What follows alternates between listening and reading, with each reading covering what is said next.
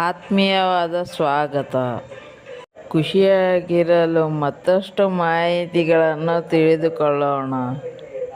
ನಾವು ಯಾವುದೇ ಸಂದರ್ಭದಲ್ಲಿ ನಿರ್ಧಾರಗಳನ್ನು ತೆಗೆದುಕೊಂಡಾಗ ನಾವು ಅದಕ್ಕೆ ಬದ್ಧರಾಗಿರಬೇಕು.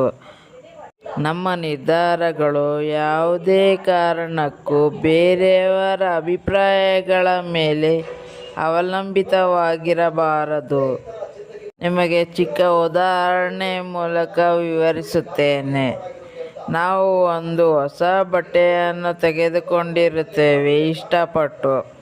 ಅದನ್ನು ಹಾಕಿಕೊಂಡಾಗ ಬೇರೆಯವರು ಹೊಗಳಲಿ ಅಂತ ಅಂದ್ಕೊಳ್ತೀವಿ.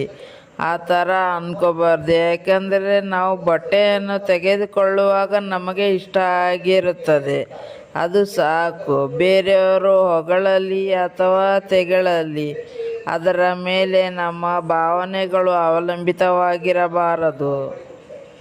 ಏಕೆಂದರೆ ಎಲ್ಲರ ಅಭಿಪ್ರಾಯಗಳು ಒಂದೇ ತೆರನಾಗಿರುವುದಿಲ್ಲ. ನಮ್ಮ ಅಭಿಪ್ರಾಯ, ನಮ್ಮ ಆಯ್ಕೆ ನಮಗೆ ಮುಖ್ಯವಾಗಿರಬೇಕು.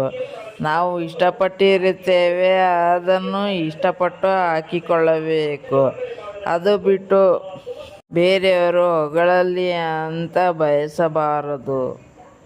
ಯಾರಾದರೂ ಬಟ್ಟೆ ಚೆನ್ನಾಗಿದೆ ಅಂತ ಹೊಗಳಿದಾಗ ನಾವು ಹೆಚ್ಚಾಗಿ ಖುಷಿ ಪಡದೆ ಸಮಾಧಾನವಾಗಿರಬೇಕು.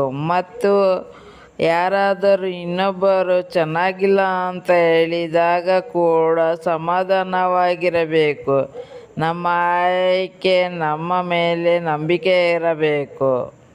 ಹೊಗಳಿದಾಗ, ತೆಗಳಿದಾಗ ಎರಡು ಸಂದರ್ಭದಲ್ಲೂ ನಾವು ಸಮಾಧಾನವಾಗಿದ್ದಾಗ ನಮ್ಮ ಆರೋಗ್ಯ ಉತ್ತಮವಾಗಿರುತ್ತದೆ, ನಮ್ಮ ಮನಸ್ಸು ಶಾಂತಿಯಾಗಿರುತ್ತದೆ. ಅದರಿಂದ ನಾವು ಪ್ರತಿ ಕ್ಷಣವೂ ಖುಷಿಯಿಂದ ಕಳೆಯಲು ಸಾಧ್ಯವಾಗುತ್ತದೆ. ನಮ್ಮ ಆರೋಗ್ಯ ಉತ್ತಮವಾಗಿರುತ್ತದೆ ಮತ್ತು ಸಂಬಂಧಗಳು ಕೂಡ ಚೆನ್ನಾಗಿರುತ್ತವೆ. ಶುಭವಾಗಲಿ. ವಂದನೆಗಳು.